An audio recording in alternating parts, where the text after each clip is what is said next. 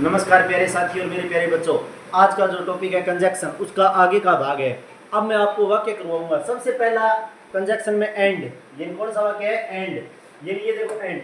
And होता है दो या दो से अधिक शब्दों को जोड़ने का काम करे, वो एंड करता है, दो या दो से अधिक शब्दों का।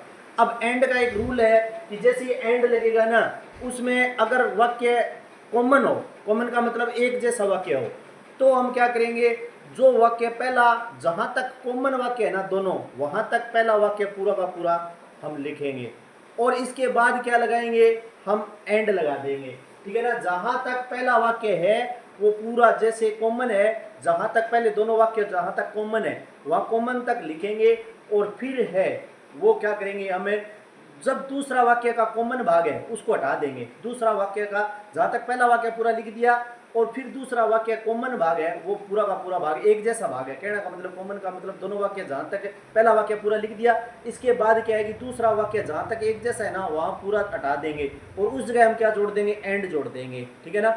एंड जोड़कर वाक्य को पूरा कर देंगे। ये तो समानकर्ता का वाक्य है। और अगर असमानकर्ता का वाक्य हो ना, एंड में कर्ता भिन्न भिन्न हो दोनों वाक्य के अंदर, तो हम क्या करेंगे कि जैसे असमान, जैसे दो सब्जेक्ट अलग अलग सब्जेक्ट है तो उन दोनों सब्जेक्टों को जोड़ने का काम करता है ना एंड।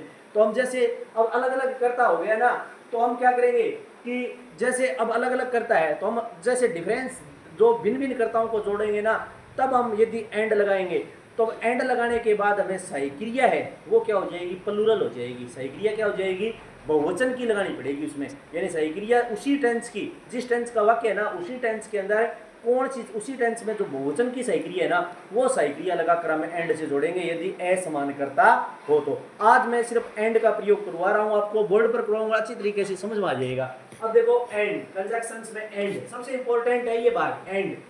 तो एंड का मतलब तो आपको पता है और होता है, यानी ये मैंने आपको बताया दो या दो से अधिक शब्दों को जोड़ने में काम आता है।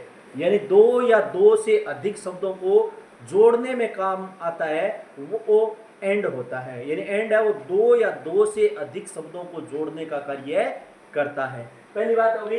अब देखो एक वाक्य लिखा है मैंने, I teach Manoj, I teach Geeta. अब देखो इसमें करता ये देखो आई और ये देखो आई समान है, बाकी चीज चेंज की है मैंने। ये दोनों सब्जेक्ट एक जैसे हैं, आई टीच। अब आपको यदि ऐसे वाक्यों को एंड से जोड़ने के लिए बोल देना तो हम समान वाक्य जहां तक पहला वाक्य पूरा लिख दिया, ये याद रखो, आई teach Manoj, I teach Manoj. अब देखो यहाँ पर भिन्न कौन है, मनोज और गीता, ये दोनों अलग अलग है तो हमें इनको जोड़ना है, यानी ऑब्जेक्ट को जोड़ने का कार्य करना है। तो आई टीच मनोज। अब देखो दूसरे वाक्य में जहां तक समान वाक्य है, आई टीच इसमें भी है, आई टीच इसमें भी है, तो ये हटा देंगे हम। आई टीच क्या कर देंगे, दूसरे वाक्य में जहां एक जैसा वाक्य है ना उस वाक्य को, दूसरे वाक्य को हटा देंगे। उस वाक्य को हटाकर हमें क्या जोड़ दिया, एंड जोड़ दिए और बचा हुआ ये इस वाक्य में नाम देंगे गीता, ये एक ही है तो वो लिख देंगे। यानी जो पहले वाक्य के अंदर नाम एक जैसी चीज नहीं होगी वो चीज लिखेंगे। दोबारा देखो, I teach Manoj, I teach Geeta. तो मैंने आई टीच मनोज, यहां तक तो दोनों समान वाक्य है, आई टीच तक समान वाक्य है, आई टीच तक समान वाक्य है, तो पहला लिख दिया मनोज। अब यहां तक पहला वाक्य पूरा लिखना है, आई टीच मनोज, पहला वाक्य पूरा लगा दिया, फुल स्टॉप हटा दिया। दूसरे वाक्य में पहले वाले वाक्य का जो समान है एक जैसे है वो वाक्य हटा देंगे। अब आई टीच इसमें भी है, आई टीच इसमें भी है, तो आई टीच हटा देंगे। अब आई टीच हटते ही यहाँ क्या लगा देंगे, एंड लगा देंगे। जोड़ने वाला शब्द क्या होगा, एंड। और दूसरे में ये गीता बची हुई चीज है वो लिख देंगे, यानी गीता।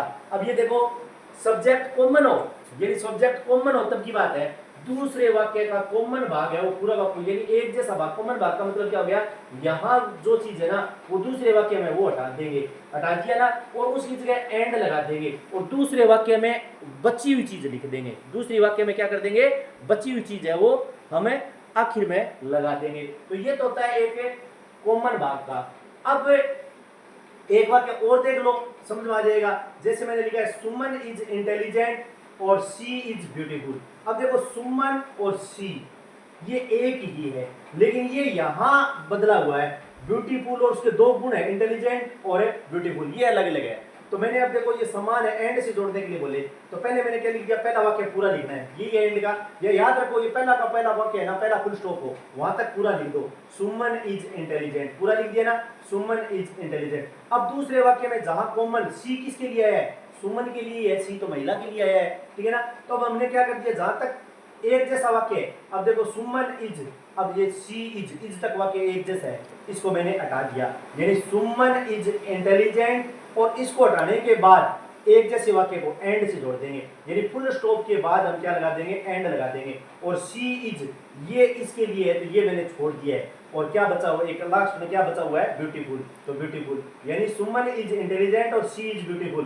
कहने का मतलब देखो, सुमन इज इंटेलिजेंट पहला वाक्य पूरा लिखना है, फिर जहां फुल स्टॉप होगा समानकर्ता के अंदर, सी अब सुमन के लिए आया है, तो अब ये सी इज, ये क्यों हटा दिया है, क्योंकि ये एक जैसे हैं, सुमन इज और सी इज, ये सुमन इज के लिए आया है, सी इज दोबारा है, तो ये हटा दिया है मैंने। अब इसकी जगह क्या जोड़ दिया है, एंड जोड़ दिया है। अब वाक्य में बची हुई चीज होगी ना, वो लिख देंगे, ब्यूटीफुल एक बचा है तो ब्यूटीफुल लिख दिया, यानी सुमन इज इंटेलिजेंट एंड ब्यूटीफुल, यानी सुमन बुद्धिमान भी है और सुंदर भी है, ये एक चीज बताइए। तो सम्मानकर्ता के लिए। अब आ गया असमानकर्ता होने पर, यदि वाक्य भिन्न हो, यानी एंड का ही वाक्य हो और असमान सब्जेक्ट हो, तब हम क्या लिखेंगे। अब असमान सब्जेक्ट हो ना, तो हमें एक बात याद रखनी है, दोनों दो कर्ता अलग अलग कर्ता आएंगे, दोनों कर्ता के बीच में एंड लगा दो, दो कर्ता देंगे वाक्य में, दोनों कर्ता के बीच में एंड जोड़ देंगे हम, अलग अलग कर्ता होंगे तो एंड बीच में लगा देंगे, और साइक्रिया है वो प्लूरल की हो जाएगी, और जो बची हुई चीज है वो लिख देंगे, जो कॉमन चीज है ना वो बाद में लिख देंगे। अब देखो एक वाक्य, इसका सूत्र याद रख लेना, पहले सब्जेक्ट लगाना है, यानी असमानकर्ता में क्या लगाएंगे, सब्जेक्ट पहले, पहला सब्जेक्ट, यानी क्या लिखेंगे, प्रथम कर्ता। कहने का मतलब क्या होगा, सब्जेक्ट फर्स्ट, यानी प्रथम कर्ता लगाएंगे, फिर एंड प्लस क्या जोड़ देंगे, एंड जोड़ देंगे, और फिर प्लस सब्जेक्ट दूसरा कर्ता। ये मैंने बताया दो कर्ता हो ना, मेरा कहने का मतलब सीधा ही हो गया कि पहला कर्ता और बीच में एंड और फिर दूसरा कर दूसरे वाक्य का कर्ता, यानी लगा देंगे। तो अब यही सूत्र में सब्जेक्ट पहला और फिर एंड जोड़ देंगे और फिर सब्जेक्ट दूसरा लगा देंगे, यानी सब्जेक्ट पहला फिर एंड और फिर सब्जेक्ट दूसरा, और फिर कॉमन भाग, कॉमन भाग का मतलब जो बचा हुआ आगे का भाग है ना दूसरे वाक्य के अंदर, वो एक जैसा होगा, तो वो पूरा का पूरा आगे 2 नंबर भाग है वो पूरा का पूरा हम लिख देंगे, ठीक है ना। और हेल्पिंग वर्ब है ना, अगर कर्ता असमान हो तो सहायक क्रिया बहुवचन की लगेगी, प्लूरल लगेगी और उसी टेंस की लगेगी, यानी एचवीओ बहुवचन कर्ता की लगेगी। और टेंस कौन सा होगा, जो वाक्य में टेंस दिया हुआ है ना उसी टेंस के अंदर जो बहुवचन की सहायक क्रिया है ना वो जोड़ दी जाएगी। जैसे वाक्य देखो, Ajay is a good boy और Manish is a good boy, Ajay भी अच्छा लड़का है, मनीष भी अच्छा लड़का है, तो अब इसको हमें एंड से जोड़ना है। तो अब देखो पहले अजय अलग हो गया, मनीष अलग हो गया, दोनों अलग अलग है ना, तो पहला देखो सब्जेक्ट पहला लगा दिया अजय, पहला कर्ता आ गया ना, फिर क्या जोड़ दूंगा मैं सूत्र में, देखो आगे एंड, तो मैंने एंड लगा दिया, फिर दूसरा सब्जेक्ट आ गया, दूसरा कौन सा है, मनीष, तो मैंने क्या लगा दिया, यहाँ मनीष लगा दिया। अब देखो इज, ये मैंने बताया है अजय अलग है, मनीष अलग है, अब इसी की बहुवचन की सहायक क्रिया लगेगी, दो अलग अलग कर्ता होंगे ना, तो एंड का रूल है कि जिस टेंस में चल रहा है ना उसी की बहुवचन की सहायक क्रिया लगेगी। अब बहुवचन में इज है, आर वाली में कौन सी लगती है, आर, बहुवचन में क्या लगती है, आर, इज नहीं लगेगी, क्योंकि इसी टेंस की बहुवचन की सहायक क्रिया क्या हो जाती है, आर। आगे क्या लगा दिया मैंने, दूसरा वाक्य पूरा का पूरा लिख देना, आर बाद में ए नहीं लगा सकते क्योंकि अब बहुवचन हो गया, अब क्या हो गया, बहुवचन हो गया, ए तो पहले एक वचन के अनुसार लगाया, इज के अनुसार, अब बहुवचन वाक्य हो गया तो ए हटा देंगे, आर गुड, और आगे बॉय का क्या कर देंगे, बॉयज, बहुवचन एस लगेगा, क्योंकि आर साइकिया लगते ही बहुवचन हो जाता है, एस बहुवचन ही लगेगी, यानी जो चीज है ना वो भी बहुवचन में चली जाएगी, यानी कोई भी वर्ब नाउन एक वचन है ना उसको हमें बहुवचन की साइकिल के अनुसार क्या कर देंगे, बहुवचन ही करना पड़ेगा। तो दोबारा देखो, Ajay and Manish are, are क्यों लगाया मैंने, क्योंकि अजय और मनीष अलग अलग है, तो उसी टेंस की, इज वाले टेंस की, यानी प्रेजेंट कंटिन्यू की बहुवचन की सहायक क्रिया लग जाएगी, जिस टेंस में चल रहा है वाक्य उसी की सहायक क्रिया।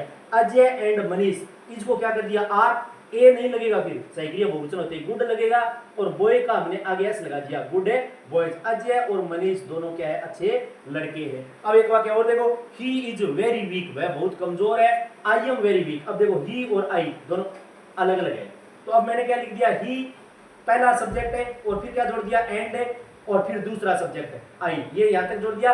अब इज लगाया, इज की बहुवचन की सहायक क्या होगी, आर, क्या होगी, आर, वेरी वीक, क्या लिख दिया आगे, वेरी वीक, यानी he and I are very weak, क्योंकि उसी टेंस की दो अलग अलग कर्ता होने पर बहुवचन की सही क्रिया बहुवचन में हो जाती है। यानी जिस टेंस में चल रहा है तो ही इज वेरी वीक है, आई एम वेरी वीक है, ही एंड आई आर लगेगी इसी टेंस की। और वेरी दूसरा वाक्य आगे का बचा हुआ है ना, वो पूरा लिख दो, वेरी वीक। ये एक साइड कोई सी लिख दो, कॉमन भाग होना चाहिए, इधर वाले वाक्य लिख दो चाहे इधर वाले वाक्य, दोनों कॉमन होगी, उनमें से एक चीज आगे बची हुई चीज लिख देंगे। यानी he and I are very weak. यानी कहने का मतलब यदि कर्ता एक जैसा हो तब तो हमें चेंजिंग करनी नहीं है, तब तो हमें क्या करना है कि जो सब्जेक्ट कॉमन हो तब तो हमें दूसरे वाक्य का कॉमन भाग हटा देना है, जो पहले वाक्य में है ना लिख दिया है। यानी पहला वाक्य पूरा लिख देना और फिर क्या लगा देंगे, हम फुल स्टॉप लगा देंगे और दूसरा कॉमन वाक्य हटा देंगे।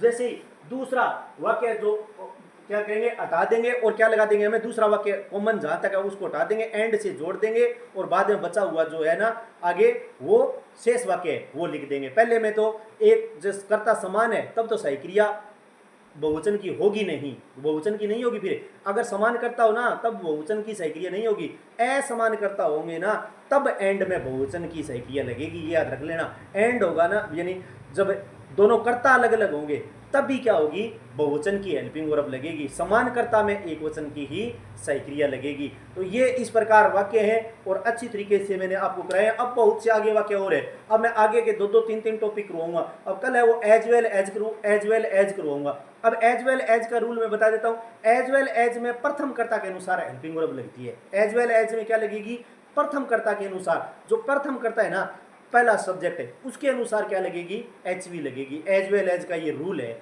अब आगे एज वेल एज बच गया, नाइदर नॉर बच गया, नॉट ओनली बट आल्सो बच गया, बोथ एंड बच गया। तो आज मैं एक भाग करवाया है मैंने और अच्छी तरीके से इसका दोहरान कार्य करते रहना और हमेशा नशे की प्रवृत्ति से दूर रहना। नशा भगाओ, युवा बचाओ और हमेशा आप आगे बढ़ो, खूब सारे पेड़ लगाओ, अपने आसपास वातावरण सुरक्षित रखो और इन्हीं शब्दों के साथ धन्यवाद।